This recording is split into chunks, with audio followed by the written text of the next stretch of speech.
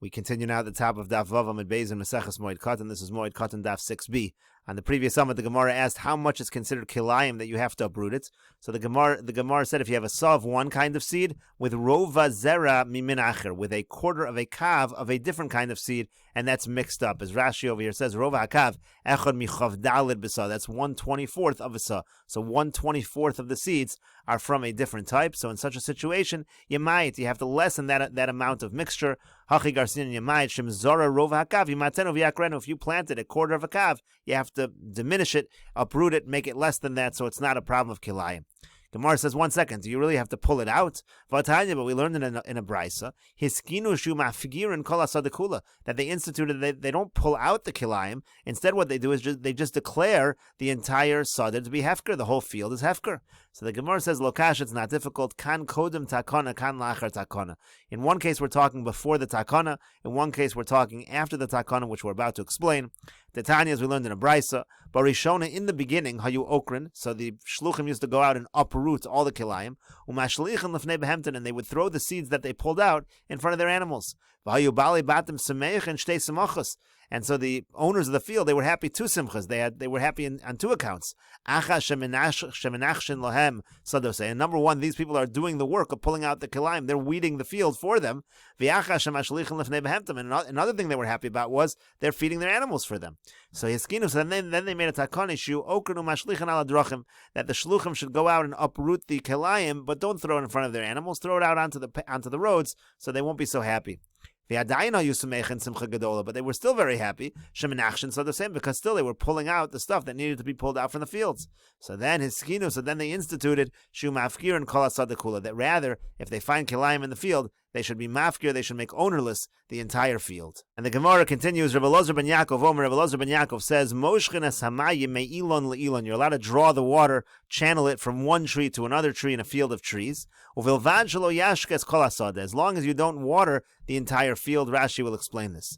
Now, Zroim shelo shasu lifnei hamoed. Let's say you have seeds that weren't watered before the moed, so lo yashkem hamoed. You're not allowed to water them on the moed, on chol moed. The chachamim matir and bozeh uvozeh, and the chachamim say in both cases it's mutter. Rashi will explain this as well. Rashi over here says, Moshchen hamayim me'ilon le'ilon. You can draw the water from one tree to the other, direct the water from one tree to the other. Dehave kisada beis hashlochin. That's the same as a field that is normally irrigated. Dipseida yisei. The point is, it's a big loss of money if on chol moed you don't water these trees.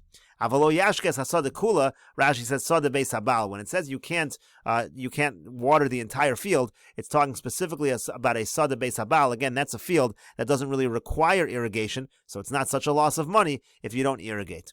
Zroim shelo shasu lifnei hamoed. If you have seeds that were not watered before chol hamoed, shelo hayu melumodin lishtos tamid lifnei hamoed. It's not the kind of seeds that you're constantly watering before the moed. So lo yashkem hamoed. You can't water them on the moed. To hold v'lo mashkelu tader, since you're not constantly watering them lifnei hamoed before the yontiv, lo have a leipseid. It's not really a loss of money. Ilo mashkelu b'moed. If you don't water it on the moed. The Chachamim matir and bozeh uvozeh. The Chachamim say it's mutter in all cases. Lahashkos es kol asadakula. You can water the whole field. Lahashkos b'moed zroim shelo shasu lifnei hamoed. You're also allowed to water on the moed seeds that weren't watered before the moed. Meaning, even in cases where it's not a loss of money, it's okay. The Hai Chachamim Hainu Rabbi Meir, and the Chachamim here is really the opinion of Rabbi Meir, Da'amar La'el, who says earlier, Mashkin Mimenu Afilu Sada Beis Habal. He holds you're allowed to water even a Sada Beis Habal, even a Sada that doesn't really require irrigation. He holds you're still allowed to water it, even though it might not be considered a loss of money. The Gemara continues, Amar Rav Yehuda says, Im Haisa Sada Mitunenes Mutter. If the field is moist, so then it's going to be mutter. And Rashi over here explains, Amar Rav Yehuda says, Hadamar Rav Elazar, that which Rav Elazar ben Yaakov says in the Mishnah, Avalo Yash you can't do the whole field. If it was a moist field and then it dried up, so then mutter lahashko, so then you're allowed to water it. Afagav to have a sada beis habal, even though it's a sada beis habal. Why? The kaven to have a lachad hashta, since it was moist until now. Ilo mashkelo have a psedi yaseir. If now it was moist until now and now it dried up, so if you don't water it, that's going to be a great loss of money. So that's what he's saying. Even Rebbe Elazar ben Yaakov would admit that in that case it's going to be mutter. And the Gemara continues, Tanya Nami Hachi, we have a brisa like this as well. Kisha Amru Asr Lahashkosin B'Moed, when they said that it's Asr to water it on Chol HaMoed, Lo Amru Ela Bizroim Shelo Shasul Milifnei HaMoed. That's only true by seeds that were not watered before the Moed. Avol Zroim Sheshasul Lifnei HaMoed, but if they were watered before the Moed, so Moed Lahashkosin B'Moed, then they require water. Again, it's going to be a loss of money. You can water it on the Moed. And again, if it's a field that was moist, so then also it's going to be mutter. It was moist, then it dried up. That represents a loss of money. But you're not allowed to water a field that's generally dry on Chol HaMoed, because that means it really doesn't require the water. Rashi over here says, Sada grid yavsha me'olam she'ein tzarech lashkos. It was yavesha me'olam. It was forever dry. It doesn't really need to be irrigated, so that's not going to be allowed. The Chachamim say it's mutter in all cases. Rashi says, Bazeh vazeh, beside the grid, even if it's a dry field, even if it's seeds that weren't watered before the moed. In all situations, it's going to be okay, even if it doesn't really represent a loss of money. And the Gemara continues, Amar Ravina says, Shema Mino, you see from the Chachamim's opinion, meaning the Chachamim who allow you to water a field that doesn't really need the water, that's a dry field, you see from there, Hai tarbitza shori l'tarbutze b'chol ha'demoed. Let's say you have a garden, you can sprinkle it with water on Chol HaMoed, Sada grid my time, because what's the reason why a dry field is allowed? The afla mashvi lecharfa, because you're taking what might have been a late crop and you're making it a little earlier. Apparently the Chachamim allow that on Chol HaMoed. So Hachanami here also, afla mashvi lecharpa. You're taking what's going to be a late crop in this garden, and by sprinkling it with water, you're going to bring it as an earlier crop, and apparently that's enough to that the Chachamim say that's enough to allow you to water in a Chol HaMoed. Rashi over here says, Tarbitza Zigina, again a garden, Shari letarbutze lezalif oleamayim afagav delekap seida. You could sprinkle water even though there's no loss of money. Letarbutze lahashkos, that's the same thing as irrigating. Lashanein mechabdin vein marbitzin hainu hashka pours. It's a little bit of water. Kadesh yatza yirakos, that brings forth the vegetables. And the only difference in the language over here is that mashkin means you're doing a full irrigation, whereas tarbutze is just lazalef olehamayim, it's just sprinkling a little water. And the reasoning is, like we said, aflo l'shavuya charfa delekap seida. It's not an issue of a loss of money. You're just making the crops come a little bit earlier. You're still allowed to do it. You can irrigate it, make it a little nicer, make it come earlier. And that's the same logic over here. By a garden, you can sprinkle some water. It's an improvement. It doesn't have to be only for a loss of money, according to the Chachamim. The Gemara continues, Tanu Rabbanan, the rabbis taught, Marbitzin stay lovon b'shvius. You're allowed to sprinkle water, and again, this is a beis habal field. It doesn't really need irrigation. You're allowed to sprinkle it with water on Shemitah year. Avolo b'moed, but you're not allowed to do that on Chol HaMoed. Gemara says, Vatanya, but we learned in a brisa, Marbitzin bein b'moed bein b'shvius. This brisa says you're allowed to sprinkle the water not only in Shemitah year, you're allowed to sprinkle water in Chol HaMoed. So Amar Ravuna says, Lokash is not difficult. Hara Rabbi ben Yaakov, Hara Rabbanan. Again, that's the machlokas between Rabbi ben Yaakov and the Rabbanan. Rabbi ben Yaakov says it's only allowed with a real loss of money. The Rabbanan say no, even if it's just an improvement, it's allowed. That's why they say you're allowed to be marbitzin even on Chol HaMoed. The Gemara continues, Tanya Idach, we learned in another brisa, Marbitzin sadilov and erev shvius. You're allowed to sprinkle water again on this beis habal field, this field that's not normally irrigated. You can do that on erev Shemitah year, the year before Shemitah year, Kidei sheyetzu yirakos b'shvius, in order that the vegetables should come forth on the Shemitah year. And not only that, you're even allowed to sprinkle water on such a field during the Shemitah year, in order that the vegetables come out on Motzoi Shvius. Rashi over here says, the one thing you can't do is you can't irrigate it during the Shemitah year in order that the vegetables come out during the Shemitah year. The Gemara continues with the Mishnah,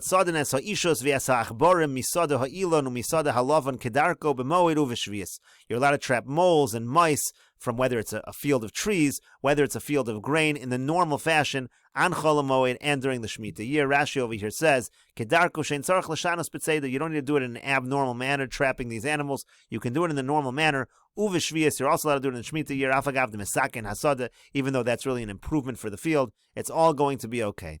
The Chachamim say, misada ha'ilon kedarko. When you're trapping in a field of trees, that you can do in the normal way. Umisada halavan, but if you're doing it in the field of grain, shelo kedarko, then you should do it in an abnormal fashion. Rashi says, besada ha'ilan sad kedarko, and they shehefsid merubahu. Over there, that those animals represent a major loss of money in such a field, in a field of trees, so you're allowed to do it the normal way. Uvesada lavan shelo kedarko, but in a field of grain, you should do it in the abnormal manner. Ve'eno yachol lotzid kedarko besada lavan, you shouldn't do it in the normal manner in such a field. Mishum de lo mafsid kulihai besada lavan, because those animals don't cause so much damage in a sada lavan, so that's why the Chachamim make this distinction between a sada stei ha'ilan and a stei halavan. Umekaran es hapirtza b'moed, the Mishnah also says you're allowed to fix up, let's say there's a break in the fence of a field on Chol HaMoed, uve shvius bona kedarko, and on the Shemitah year, you're allowed to build a wall completely in the totally normal manner. Rashi says, umekaran es hapirtza shem nafla miksasa, if some of the wall fell down, chozer mesakna b'moed, you can fix that on Chol HaMoed, uve shvius, and in Shemitah year, bona kedarko mitchila, you can, from the beginning, build the wall, afagav de michzi de oven etzirus lapir, even though it looks like you're really doing it to protect the fruits, that's not considered agricultural work, that's prohibited on Shvius. The Gemara says, my ishus, what is this creature? Ishus, Amar Rav Yehuda says, birya she'ein lo inayim, it's a creature that does not have eyes. Amar Rava bar Yishmael v'itemer Rav Yemer bar Shalmia. Rava bar Yishmael, and some people say Rav Yemer bar Shalmia, says, Maikra. What pasuk tells us this? Rashi says, Maikra, the ishus birya she'ein lo inayim. What pasuk tells us that the ishus is a creature without eyes? Rashi says it doesn't have eyes, v'chofer bekarka, and it digs in the ground. So what pasuk tells us this? So the Gemara quotes a pasuk in Tehillim, Kemo shabelul tamas yahalech. It's talking about a snail that melts and goes, and nefel eshes bal chazu shemesh talks about the eshes. That's the creature we're talking about that does not see the sun. That shows it does not have eyes. Rashi over here explains, Dechsiv kemo shavlul tamas yahalech shavlul shakorin limtsun tamas yahalech klomer kashayotze lechutz. When the snail goes out min artiko, when it peeks out from its shell, riros noflos mimenu, there's moisture that drips from it, ad shenimuach v'meis, and he melts and he dies. Tamas kamo v'namas, tamas is like melting. So nefel eshes bal chazu shamesh means klomer kach ishus. So too this creature ishus, noflos pisom la'aretz, they fall immediately to the ground, umesim, and they die de lo chazu, because they're not able to see. Again, so that's how you see from the pasuk that this particular creature does not have eyes. The Gemara continues, Tanu Rabban, and the rabbis taught, Sadin and so ishus v'esu achborim mistei halavon mistei ha'ilon kedarkor, you're allowed to trap the moles and the mice from the field of grain and the field of trees in the normal fashion. Umacharivin chorein amolim, and you're also allowed, this is again talking about a Chol HaMoed, you're also allowed to destroy the holes where the ants live. Gemara says, Ketzad machrivin, how do you destroy these areas where the ants live? Rav Shimon Gamliel says, maybe offer me chorzeh, v'nosin l'soch chorzeh. You take some dirt from one hole, you put it into another hole. The idea is that the ants don't recognize each other then, v'hein chonken zeh, and then they choke one another, they kill one another. Amr Rav Yemer bar Shalmia mishmei de Abaya. Rav Yemer bar Shalmia says in the name of Abaya, v'hu dekoi b'trei ivrei nara. This only works if the ants are living on two sides of a river, that way you know they've never met one another. V'hu de like a gisher, there has to be no bridge that connects them. V'hu de like a gamla, there has to be no plank of wood that connects, that goes over the river. V'hu de like a mitzvah, there has to be no even like a rope that connects the two across the river. As long as there's no connection, there's no way that the ants know each other, this method will work in order to kill them off. And we'll continue with this discussion in the next video on Daf Zayin Amud Aleph.